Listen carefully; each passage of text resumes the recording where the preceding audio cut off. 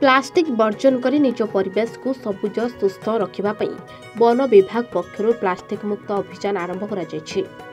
एही परिप्रेक्षी रे रायरंगपुर वनखंड अधिकारी शिव प्रसाद रथंक निर्देश क्रमे विषय वनप्राणी वनांचल अंतर्गत चढ़ई पहाड़ी ठारे एक सचेतनता कार्यक्रम अनुष्ठित हो जायछि। सरगड़ा वनपाल जीवन बल्ल पात्रंक तत्वावधान रे चढ़ई पहाड़ी सरकारी उन्नति उच्च विद्यालयर शताधिक छात्री प्लास्टिक वर्जन स्लोगान दे एक विशाल रैली बाहरी चढ़ई पहाड़ी ग्राम परिक्रमा करथिले। रैली सहित ढाबुल बाजा और पारंपरिक आदिवासी नृत्य करी महिला माने एही सचेतनता कार्यक्रम रे शामिल होइथिले। परे चढ़ई पहाड़ी ग्राम निकटस्थ काइला घाटी बनभोजी स्थान रे एक सचेतनता कार्यक्रम अनुष्ठित होइथिला। एथिरे मुख्य अतिथि भाव में एसीएफ रंजन बेहेरा जोगदे आम दैनंदिन जीवन में प्लास्टिक व्यवहार केते क्षतिकारक से नहीं वक्तव्य रखिथिले। वर्तमान पिकनिक ऋतु आसुवा बेले बनभोजी स्थान मानकरे प्लास्टिक वर्जन करने और परिष्कार परिच्छन्न रखिबा पई परामर्श देथिले। सेहीपरि मुख्य वक्ता भाव में परिवेशविद ललित महांत जोगदे सचेतनता कार्यक्रम आभिमुख्य संपर्क में आलोकपात करथिले। सेहीपरि सम्मानित अतिथि भाव में एसीएफ सुशांत कुमार बंधा विषय वन्यप्राणी वनांचल अधिकारी क्षीरचंद्र सिंह प्रमुख उपस्थित रही प्लास्टिक व्यवहार आम परिवेश प्रति पकाउथबा कुप्रभाव से नहीं वक्तव्य रखिथिले।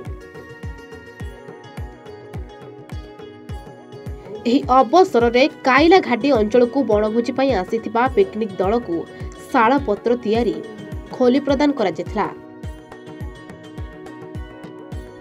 ओडिशा वनांचल उन्नयन प्रकल्प 2 रो संयोजक ताराकांत पंडा और रति रंजन महांत सभाकार्य परिचालना करथिबा बेले वनपाल जीवन बल्ल पात्रंक तत्वावधान रे वनपाल छिता टुडू वनपाल काशीनाथ हांसा वनरक्षी तरंगिनी महांतंक समेत समस्त पारा स्टाफ कार्यक्रम परिचालन रे सहयोग करथिले।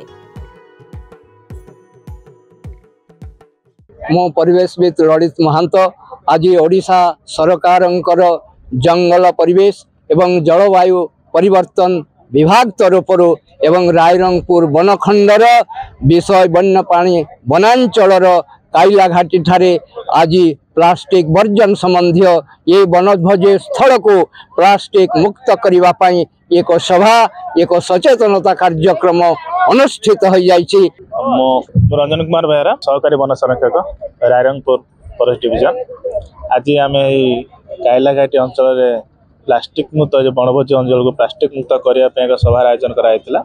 एथिरे आमे पाखरे थिबा इको क्लब रो स्टूडेंट्स मानकु टीचर मानकु एवं मान्यगण व्यक्ति मानकु एठारे अनुरोध करथिलु आसिया पई। एठी आमे ओटे शपथ नैथिलु एही अंचल को प्लास्टिक मुक्त करिया पई। श्री जीवन बल्ल पात्र सरगड़ा वनपाल आजिकार ए प्लास्टिक मुक्त अभियान आम काइला घाटी आमर पिकनिक स्पॉट रे एठारे आमर चढ़ई पहाड़ी स्कूल छात्र छात्री मानकु नै चढ़ई पहाड़ी गाँव रे रैली अवेयरनेस प्रोग्राम करागला जेपरी प्लास्टिक एक विपदजनक रोगमुक्त तेणु प्लास्टिक को ए अभियान माने सचेतन करागला जे प्लास्टिक आमर एने तेने न पकई डस्टबिन पका जिवो तेणु एही पिकनिक स्पॉट रे सचेतनता मीटिंग करागला।